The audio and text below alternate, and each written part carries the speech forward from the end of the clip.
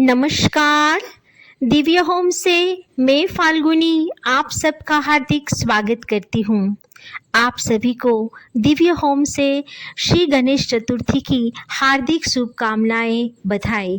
आइए इस वीडियो में समझते हैं कि भगवान श्री गणेश के जन्म का उद्देश्य क्या था और गणेश का जो बेढंग शरीर है उसके पीछे का आध्यात्मिक रहस्य क्या है, तथा घर में यदि हम गणेश स्थापना करते हैं तो वो कैसे करें और उनके क्या नियम है, इस वीडियो में हम पूरी चर्चा करेंगे।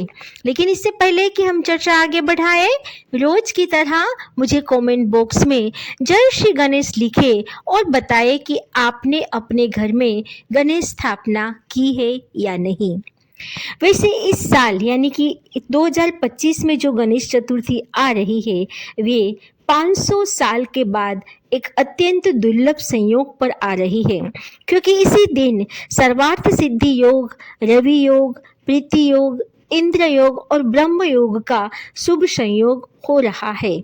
ऐसे में भगवान श्री गणेश की कोई भी छोटी मोटी या अपने घर की मिट्टी से बनाई हुई मूर्ति आप घर में उसकी स्थापना करें तो उनकी अत्यंत कृपा और आशीर्वाद आपके ऊपर बरसेगा, जिसमें कोई संदेह नहीं है। तो आइए सबसे पहले जानते हैं कि इस गणेश चतुर्थी का शुभ मुहूर्त क्या है तथा स्थापना और इसके बाद के नियम क्या है। सबसे पहले तो गणेश चतुर्थी जो 26 अगस्त को दोपहर में बैठ रही है, इसीलिए हम 27 अगस्त उदया तिथि के हिसाब से मना रहे हैं। इसमें सुबह जब भी हम किसी देवता की या किसी कलश की स्थापना करते हैं तो सूर्योदय से पहले यानी कि ब्रह्म मुहूर्त में उठ के अपने घर को अच्छी तरह से साफ सुथरा करके स्नान करें, अच्छे कपड़े पहने, शुद्ध कपड़े पहने और बाद में घर के ईशान कोने को गंगा जल से छिड़क के अपवित्र पवित्र व ये जो 2 लाइन का मंत्र है वो बोल के एक चौकी पर लाल कपड़ा बिछाए और उसमें आपने जो मूर्ति बाहर से लाई है या अपने घर में बनाई है उस चौकी पे एक चावल का ढेर लगाए और उस पर श्री गणेश की मूर्ति की सिर्फ मूर्ति की स्थापना करें। अब यहाँ पे सिर्फ स्थापना की बात है, क्योंकि इस बार जो अभिजीत मुहूर्त है सुबह 11 बजे से 1:30 बजे, वो बहुत ही अत्यंत दुर्लभ और सुंदर संयोग वाला मुहूर्त है। तो इस समय आपको गणेश जी की स्थापना और उसकी विधि विधान से पूजा करनी है। तो सुबह आपने वहाँ चौकी पे श्री गणेश को बिठा दिया। जब आप गणेश को वहाँ पे बिठाते हैं तब उनका मुंह लाल कपड़े से ढका हुआ होना चाहिए, क्योंकि शुभ मुहूर्त में ही हम उसके मुंह को खोलेंगे, उसकी मूर्ति को देखेंगे और उसकी विधि विधान से पूजा करेंगे। तो शुभ मुहूर्त है सुबह 11 से 1:30 बजे तक, जिसे हम अभिजीत मुहूर्त करते हैं। कहते हैं इस मुहूर्त में ईशान कोने में जो हमने चौकी सजाई है वहाँ पर श्री गणेश की मूर्ति रखे, हो सके तो उसका मुंह उत्तर की ओर रखे। बाकी जो आपने चौकी ईशान कोने में रखी है वही अपने आप में सर्वश्रेष्ठ है। अब इसकी बाजू में आप कलश स्थापना करोगे और उसके ऊपर नारियल आदि लगा के कलश की पूजा करोगे और बाद में भगवान श्री गणेश जो अभिजीत मुहूर्त आ रहा है उसमें उस जो ढके हुए है उस ढके हुए मुंह को आप उस कपड़े को खोलोगे और भगवान श्री गणेश की 16 उपचार से पूजा करोगे। अब ये 16 उपचार जो रोली, चंदन, हल्दी ये सब है, ये सारा जो हम नैवेद्य फल फूल आदि रखते हैं उसे 16 उपचार में माना जाता है। लेकिन यहाँ सिर्फ श्री गणेश की स्थापना नहीं करनी है, उनके साथ साथ माता रिद्धि और सिद्धि को भी स्थापित करना है, क्योंकि भगवान श्री गणेश सुख समृद्धि के देवता है और माता रिद्धि सिद्धि ही हमें सुख और समृद्धि प्रदान करती है। तो यदि आपके घर में माता रिद्धि सिद्धि का फोटो ना हो तो 2 सुपारी जिसके ऊपर आप कलावा या आप मोली लगा के उसको रिद्धि सिद्धि मान के भगवान श्री गणेश के आसपास उठे बिठाइए और बीच में स्वस्तिक आप हल्दी और रोली मिला के स्वस्तिक बना सकते हैं। तो इस तरह से आपने श्री गणेश की स्थापना की, कलश स्थापना, माता रिद्धि सिद्धि आदि को बिठाया, 16 उपचार से उसकी पूजा की अब श्री गणेश के जो जो भी सुंदर मंत्र है, वैसे हमारे वैदिक साहित्य में श्री गणेश के अनेक मंत्र मिलते हैं, लेकिन सबसे जो श्रेष्ठ है वो है गणेश गायत्री मंत्र। आप इनकी माला लाल चंदन के से कर सकते हैं।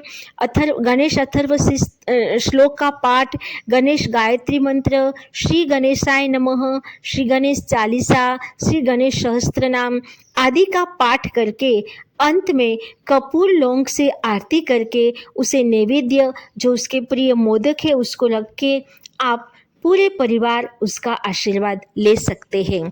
तो इन शॉर्ट मैंने आपको बताया कि भगवान श्री गणेश की मूर्ति कैसे लाए, स्थापना कैसे करें और पूजा कैसे करें। अब जानते हैं उनके नियम। भगवान श्री गणेश आनंद प्रिय देवता है। वैसे भगवान श्री गणेश ही नहीं, हमारे हिंदू सनातन धर्म में दो देव ऐसे हैं, भगवान श्री गणेश और श्री कृष्ण, जो पूरे आनंद प्रिय देवता हैं। और उसके विधि विधान में, उसके पूजा पाठ में यदि हमें कोई गलती भी हो जाए तो ये देवता हमें आशीर्वाद ही देंगे। तो भगवान श्री गणेश इतने सरल और सहज है कि हम उसकी पूजा निर्भय होके आसानी से कर सकते हैं। तो अब जानते हैं उनके नियम। सबसे पहले तो यदि हमारे घर में गणेश स्थापना है तो घर में सात्विक भोजन होना चाहिए। कोई भी नॉनवेज या प्याज लहसुन वाला भोजन जब तक गणेश जी हमारे घर में है हम नहीं करेंगे। इसके बाद घर को कभी खुला बंद नहीं रखना है। घर के सदस्यों में से कोई एक भगवान श्री गणेश की सेवा के लिए हाजिर होना चाहिए। तीसरा नियम है कि भगवान श्री गणेश को तीनों समय भोग लगाना चाहिए और दोनों समय सुबह और शाम उसकी आरती करनी चाहिए। चौथा नियम है कि भगवान श्री गणेश या कोई भी देवता की स्थापना जब तक हमारे घर में है तब तक घर में कोई कलह क्लेश ना हो, कोई ज़्यादा जोर से बातें ना करे, झूठ ना बोले, किसी का दिल ना दुखाए और पूरे सात्विक भाव से जब तक भगवान श्री गणेश हमारे घर में है पूरे सात्विक भाव से, भक्ति भाव से, आध्यात्मिक तरीके से ये दिन बिताए तो भगवान श्री गणेश की माता रिद्धि सिद्धि के साथ अवश्य कृपा आप पर बनी रहेगी। तो ये है भगवान श्री गणेश के बारे में मैंने आपको इन शॉर्ट बताया। लेकिन अब जानते हैं भगवान श्री गणेश का आध्यात्मिक महत्व। अब देखिए भगवान श्री गणेश की रचना। वैसे हमारे हिंदू सनातन धर्म में जितने भी देवी देवता है वो कितने सुंदर, उसका शरीर सौष्ठव कितना सुंदर, उसको देखते ही मन मोहित हो जाता है। लेकिन भगवान श्री गणेश आखिर इतने बेढंग क्यों है? इनके पीछे एक पिता जो भगवान शिव है, वे इस पिता की कठोर ट्रेनिंग है जो उन्हें प्रथम पूज्य देव बनाना चाहते थे। तो ये क्या रहस्य है उसका आध्यात्मिक, ये हम समझते हैं। तो सबसे पहले आइए हम जानते हैं कि भगवान श्री गणेश का जन्म के पीछे क्या उद्देश्य था। जरा याद करिए वो स्टोरी को जो हम इतने वर्षों से सुनते आए हैं कि एक दिन माता पार्वती स्नान करने गई, उनकी चौकी करने के लिए भगवान श्री गणेश जो एक छोटे बालक थे द्वार पे खड़े रहे। भगवान शंकर आए, उसको आने नहीं दिया, इसीलिए उसने उसका वध कर दिया। ये तो सिर्फ एक प्रतीकात्मक स्टोरी है, लेकिन उसका आध्यात्मिक रहस्य बहुत जटिल और बहुत गहरा है। सबसे पहले समझते हैं माँ पार्वती के किस भाव से भगवान श्री गणेश उत्पन्न हुए। जब माता पार्वती को लगा कि अब भगवान शंकर के आने का समय हो गया है, जो 12,000 साल तपस्या कर रहे थे और 12,000 साल के बाद वो कैलाश में आ रहे थे। अपने पति को पाने के लिए वे सुंदर उपटन लगा रही थी और सुंदर स्नान करके श्रृंगार करना चाहती थी।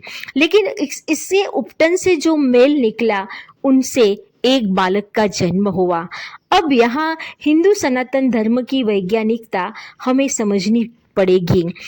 किसी भी शरीर के मेल यानी माता पार्वती के शरीर का मेल यानी माता पार्वती की अज्ञानता, जो 12 साल की तपस्या करके भगवान शिव जो परम चैतन्य स्वरूप उनके पास आ रहे हैं, उनका प्रचंड तेज और उनका ज्ञान रूप स्वरूप माता पार्वती हो सके तो वे प्रचंड तेज सहन ना कर पाए।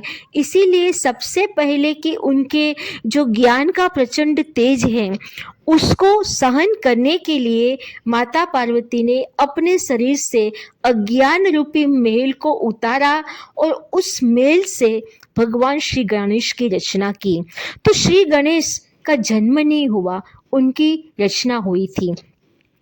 अब हम समझते हैं भगवान श्री गणेश की रचना के बाद उनको एक छोटे से बालक है उन्हें वहाँ चौकी करने के लिए रख दिया जाता है। और जब भगवान शंकर वहाँ आते हैं तब भगवान श्री गणेश का को देख के वे भूल जाते हैं कि उन्हें तो पता भी नहीं है कि मेरा पुत्र है। और आपस में युद्ध होता है और क्रोध में आके भगवान शिव उनका शिरच्छेद करते हैं। जरा सोचिए, जिन्होंने 12 साल कड़ी तपस्या की हो, क्या उनका मन इतना अविचलित होगा कि एक छोटे से बालक का वध कर देगा? यहाँ सोचने की बात यह है कि भगवान शिव अपने पुत्र गणेश को प्रथम पूज्य देव बनने के लिए एक कठोर तालीम, एक ट्रेनिंग दे रहे थे। अब ये ट्रेनिंग कैसी थी? उसने सबसे पहले अज्ञानता से भरा उनका मुंह, उनका जो सिर है उसका शिरच्छेद किया और फिर उस मुंह के जगह पे रख दिया हाथी का मुंह। अब ये जो हाथी का मुंह है और उसके जो पूरे शिरच्छेद की कहानी है, इनके पीछे गहरा आध्यात्मिक और दार्शनिक रहस्य छिपा है। उनके जो भगवान श्री गणेश की जो बड़े सिर बुद्धि और प्रचंड विजडम का प्रतीक है, उनके बड़े कान जो सबकी सुनने और विवेक से निर्णय लेने की क्षमता का प्रतीक है, उनका बड़ा पेट लंबोदर अनुभवों को पचाने और उदारता का प्रतीक है, उनका एक ही दांत जो उसको बेढंग बनाता है वो एकाग्रता और बुद्धिमत्ता का प्रतीक है, और उनकी लंबी सूंड ज्ञान, अनुकूलनशीलता और बहुमुखी प्रतिभा का प्रतीक है। और अतः उनकी शारीरिक रचना हमें जीवन में नेतृत्व, सतर्कता, सजगता और हर परिस्थिति को स्वीकार करने का संदेश देती है। यह आध्यात्मिक रहस्य आगे जाके मानव जीवन को समझाने के लिए ही भगवान शंकर ने उस अज्ञान रूपी शिर का शिरच्छेद करके हाथी का मुंह इसके ऊपर, श्री गणेश के ऊपर बिठाया था। तो अब जब हमें इनका आध्यात्मिक रहस्य पता चल गया, तब हम जानते हैं कि जो भगवान श्री गणेश है वो एक्चुअली तो एक आनंद प्रिय देवता है। हम हो सकता है कि कोई दूसरे धर्म के लोग हमें बोले कि आपके श्री गणेश तो कैसी दूसरी हर एक प्रकार के छोटे मोटे चित्र में उपलब्ध है, लेकिन उन्हें ये नहीं पता है कि भगवान श्री गणेश एक ऐसे देव है जो हम उन्हें अपनी इच्छा के अनुसार चित्रित करके हमारी असीमित कलात्मक स्वतंत्रता का हम प्रतिपादित करते हैं। हम उन्हें विभिन्न मुद्राओं और रूपों में चित्रित होते हुए देखते हैं और इन चित्रणों से किसी भी हिंदू भावना को ठेस भी नहीं पहुंचती, और उन्हें इसीलिए नाचते हुए, गाते हुए, सोते हुए, क्रोधित अवस्था में, कभी कभी तो अवास्तविक रूप में भी चित्रित किया जाता है। लेकिन फिर भी हमें इन सारे चित्रणों को देख के उनके प्रति केवल प्रेम और आनंद का भाव भी आता है, क्योंकि ये है विघ्नहर्ता। और भगवान शंकर को उन्हें सारे विघ्नों को दूर कराने के लिए ही बनाना था। अतः उनकी जो ट्रेनिंग थी वो कठोर थी। उनका शिरच्छेद किया गया, इसके बाद उसको हाथी का मुंह रखा गया, उसके शरीर को बेढंग बनाया गया। इनके पीछे बस यही आध्यात्मिक संदेश था कि वे प्रथम पूज्य देव बने रहे। इसके उपरांत वे कला और विज्ञान के संरक्षण, बुद्धि और ज्ञान के दाता, धन धान्य प्रदान करने वाले तथा उनके जो अनेक गुण हैं, स्पष्ट वक्ता, साक्षात सादृश्य स्वरूप, वो जो आम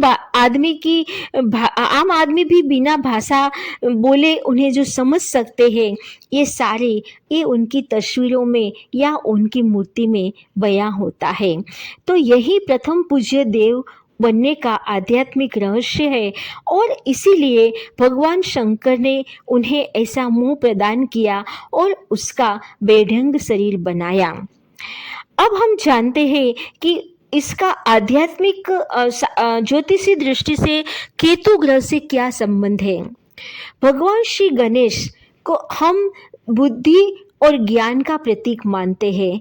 केतु जिनका कोई सर नहीं है, अब जिसका कोई सिर ही नहीं होता, उनके पास बुद्धि और ज्ञान कैसे टिकेगा। अतः ज्योतिष शास्त्र में कहा गया है कि जिसके कुंडली में केतु ग्रह दुर्बल है, यदि वो भगवान श्री गणेश की उपासना करते हैं तो उन्हें ज्ञान, बुद्धि और विवेक बुद्धि खास करके आएगी और वे अपने जीवन में सुखी और समृद्ध रहेगा। इसीलिए ज्योतिष शास्त्र में केतु ग्रह को भगवान श्री गणेश से जोड़ा गया है। आप सभी को एक बार फिर से भगवान श्री गणेश चतुर्थी की बहुत बहुत शुभकामना। ये आपके घर में सौभाग्य और समृद्धि लेके आए तथा आपके घर के सभी सदस्य और संतानों में अच्छी सफलता लेके आए। इसी शुभकामना के साथ जुड़े रहिए मेरे साथ दिव्य होम में। नमस्कार, धन्यवाद।